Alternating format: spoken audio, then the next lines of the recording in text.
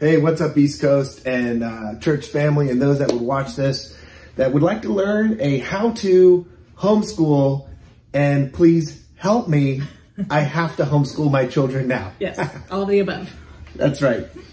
So we are Matt and Jessica Stahlbaum, and we are pastors at East Coast Christian Center in Brevard County, Florida. But we hope that this gets shared with whoever needs it because we are all in the same boat. That's right. We know that millions of families are forced into homeschooling right now.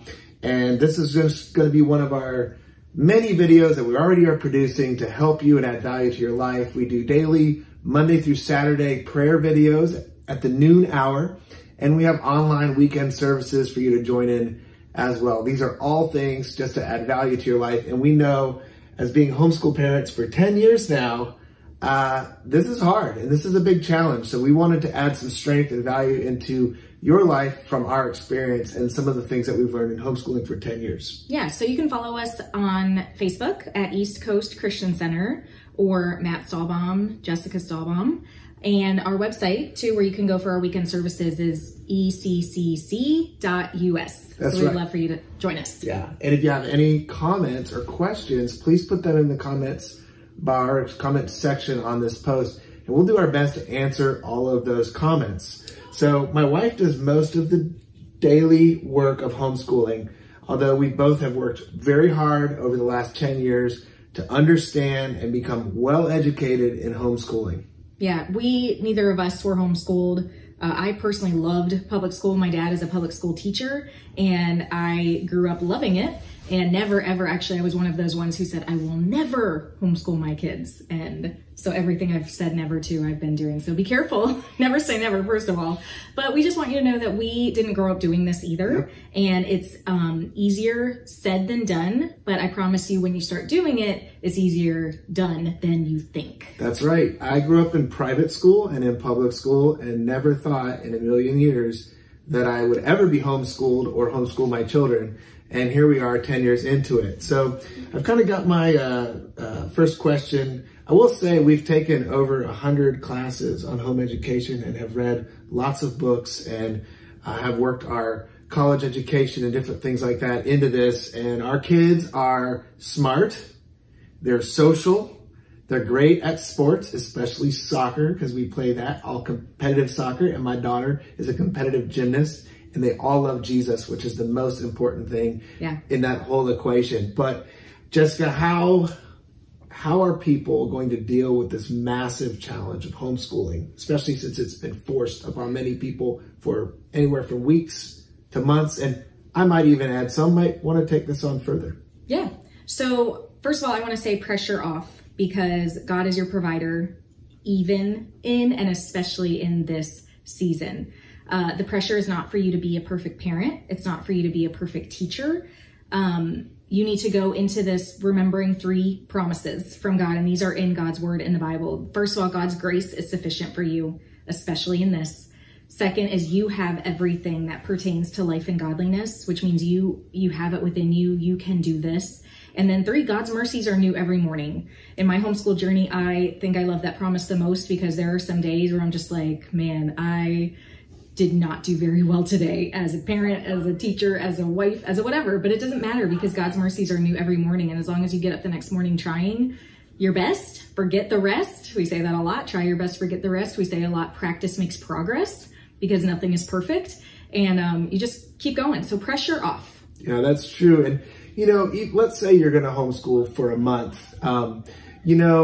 Kids take whole months off from school every year. So if they're getting, I would even say something over that month, it would be a lot better than nothing. But I think you might have a question for me right here. I sure do.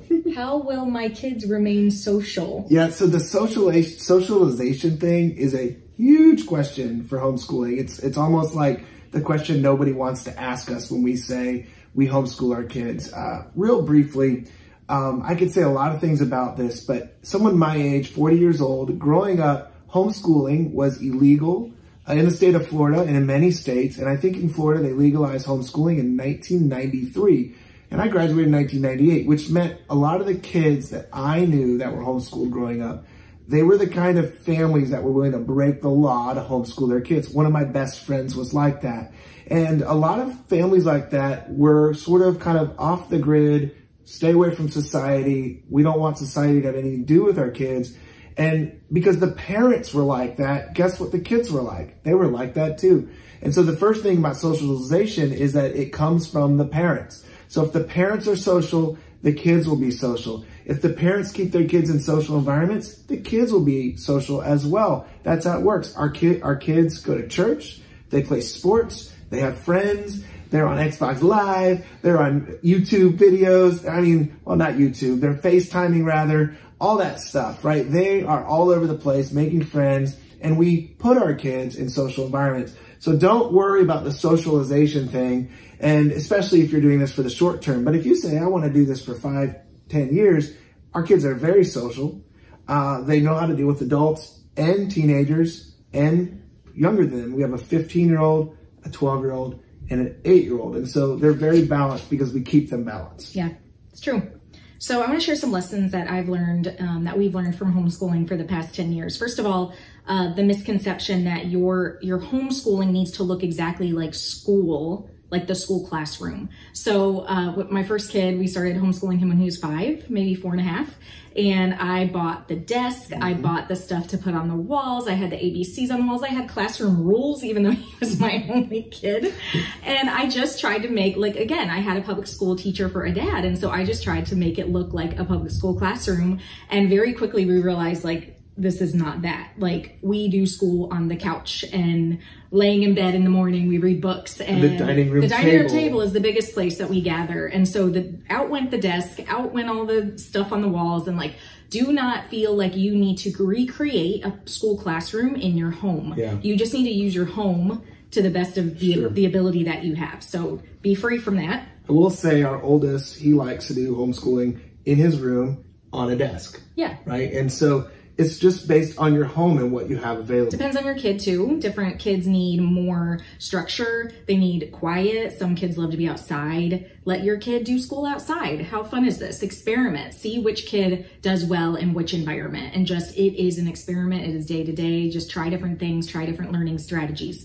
Yeah, and it's not just an experiment, but it's also a chance to customize the education for your child's learning style. That's something that is very difficult to do in a private school or a public school. Okay, each kid, what do you like to stand when you read? You like to sit when you read? But with your own children, you can begin to see what actually helps them learn quicker. Yeah. Our oldest would love to stand when he would learn, when he was little, and he'd be moving a lot. And he was very, very active and very kinetic learner. And so we'd let him stand when he was memorizing things and repeating things. And man, oh man, he had one of the best memories, and he still does to this day, of any kid. And if we'd forced him to sit still at a desk, I'm not sure he would enjoy those type of things as much. We finally let him just jump on the trampoline, and I would just ask him questions while he was jumping on the trampoline, and he answered them better than ever. Sometimes he would get in this thing where he would just lay upside down on, like, from the bench at the dining room table and just lay upside down. And I was like, what is wrong with him? Until finally, in my reading, I read a ton of books about this.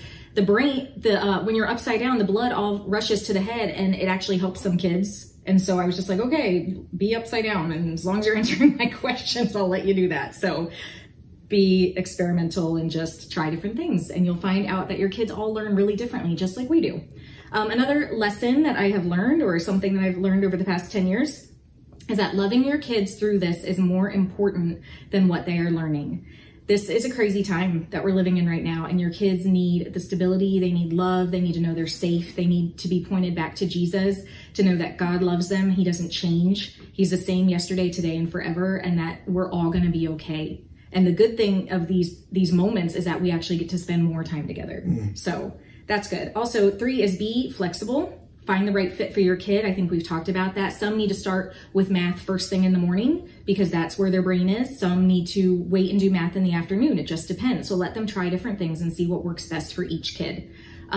The 4th thing that I would say in all of this is just to read. If you can do nothing else, if you have no math papers and you don't have a computer and you don't have a printer and you don't have all the things that you may think you need, just read. Read with your kids, read to your kids, do audiobooks. I know that Audible is providing free kids stories right now. I think it's stories.audible.com.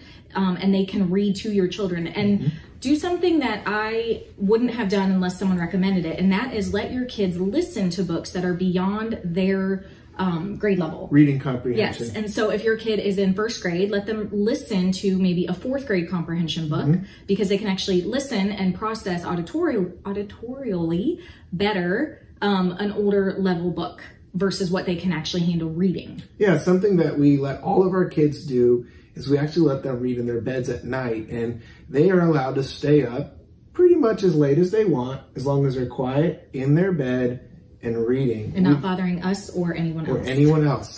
So we've seen our kids stay up till midnight, sometimes even a little later, even at 12 and 11 years old, because they're reading a good book. Yeah. And reading is one of the best things that you can do to actually become well educated, because as you know, if you've been to college, if you've got a master's degree or even a doctorate degree, when you actually get into the workplace, you didn't learn enough to be good at your job. You had to continue learning by reading, by hands-on, by looking at manuals and reading the PDFs and the emails. And the better reader and writer you are, the more successful you will be when you get older. Yeah, we're really teaching our kids how to learn and how to be able to learn. And if you can teach them how to read and comprehend, then they can do anything. That's right. In life. So the last thing that I wanted to share is just have a plan. I personally, and I think everyone does better with a structure and a schedule. And so there's a lot of, you can go to Pinterest and type in homeschool schedules. You can type in homeschool templates. You can search Google for homeschool schedules. There's all sorts of different things available. And I will post some links also a little later on under our video with some different resources for you. That's right. And I would say you need to check with your public school system, especially if you're planning on getting them right back into public school or even a private school. What resources did they have available to you right now? What things can you get on the iPad, on the computer, whatever, all those things, all the technology, what can you get done that way as well? And here's one thing I want to say to you that I think is very, very important. The most important determining factor of a child's education is not if they're homeschooled, or not if they're public school, not if they're private school, or Montessori school, or parochial school, or any of that. It's actually parental involvement. And so